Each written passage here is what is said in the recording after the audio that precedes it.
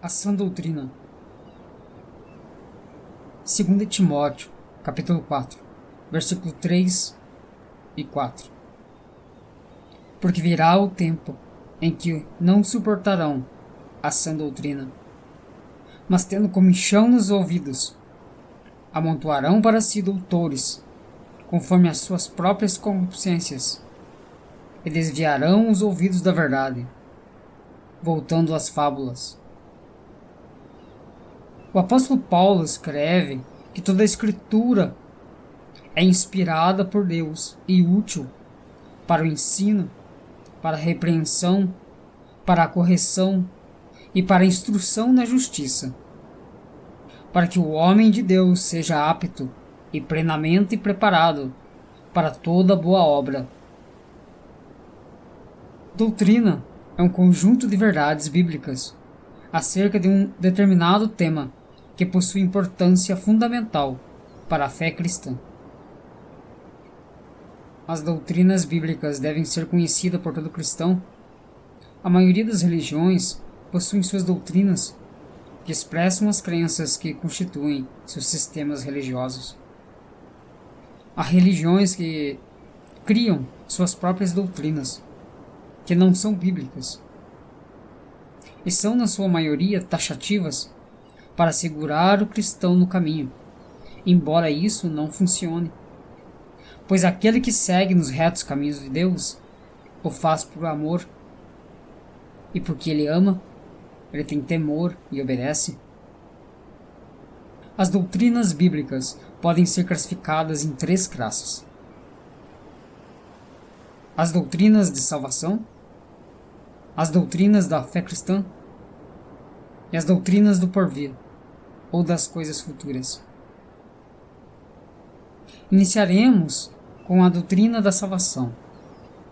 E dentro desta doutrina da salvação encontramos a doutrina do pecado. O pecado é qualquer coisa contrária ao caráter de Deus. É tudo aquilo que separa o homem de Deus. O pecado se originou e foi achado em Satanás. Como diz em Ezequiel, capítulo 28, versículo 15: Perfeito eras nos teus caminhos, desde o dia em que foste criado, até que se achou iniquidade em ti. Adão foi criado para cuidar de toda a criação de Deus, a mulher para sua companheira, sua adjutora. Os dois juntos deveriam povoar a terra.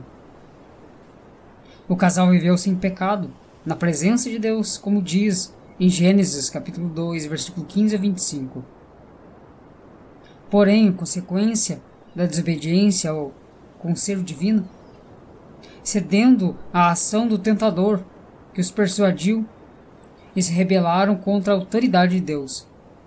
Suas vidas, bem como de toda a humanidade, sofreram grandes transformações, distanciando-se de Deus e do plano inicial do Criador.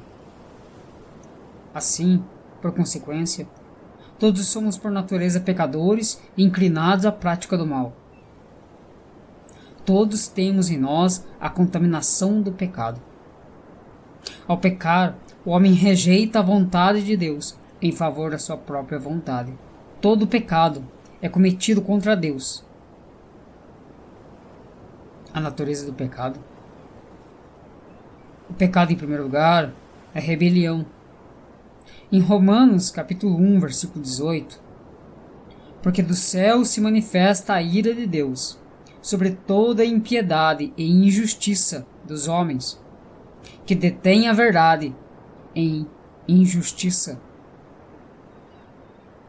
E na obscuridade do coração do homem, por causa do pecado, o homem caminha para a perdição, transgredindo a lei de Deus, não tendo submissão à vontade de Deus, se desviando do plano de Deus e vivendo uma vida de iniquidade e perversidade.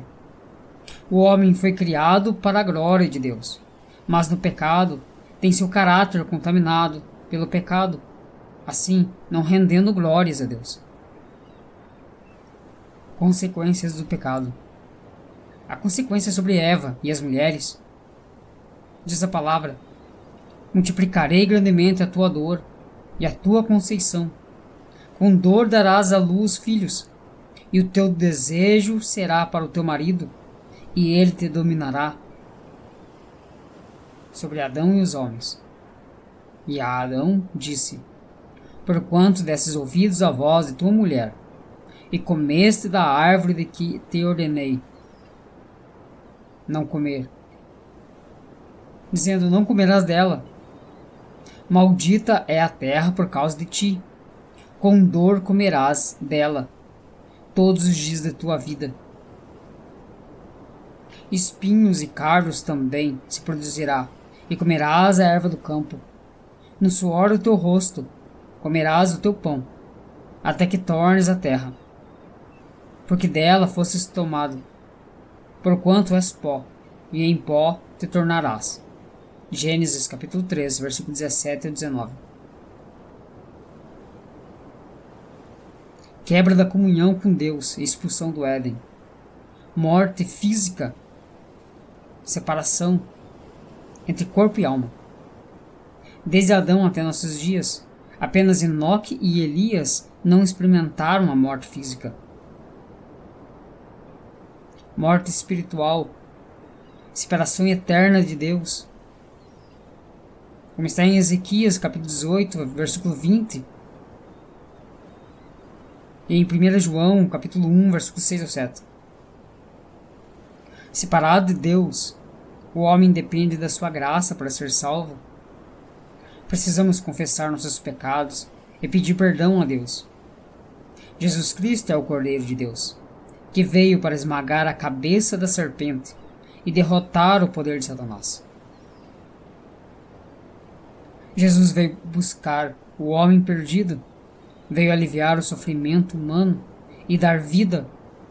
O homem, ao aceitar a salvação de Jesus, recebe perdão de Deus, sendo purificado de toda injustiça.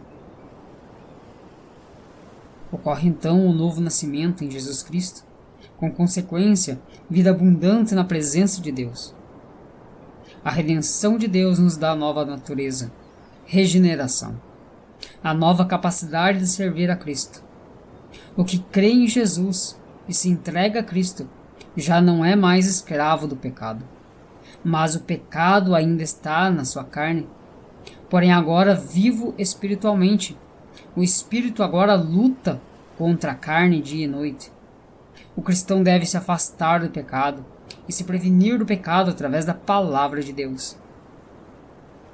Como está em Salmos capítulo 119, versículo 11. Escondi a tua palavra no meu coração, para eu não pecar contra ti. Mas ainda transgredimos e caímos em pecados? Como diz em 1 João, capítulo 1, versículo 10. Se dissermos que não pecamos, fazemo-lo mentiroso, e a sua palavra não está em nós. Mas Cristo intercede por nós, junto ao Pai. Bom, aqui devemos entender que há pecado e iniquidade. Então a diferença entre pecado e iniquidade é que o pecado é um erro de alvo, algo isolado que ocorre por negligência, descuido. Já a iniquidade é quando esses erros, que deveriam ser acidentes, se tornam uma constante na vida da pessoa, sem haver qualquer arrependimento e correção dos caminhos. No pecado e na transgressão éramos mortos, mas agora em Cristo somos vivificados. E agora em Cristo, mesmo que venhamos a morrer, viveremos eternamente. Deus os abençoe.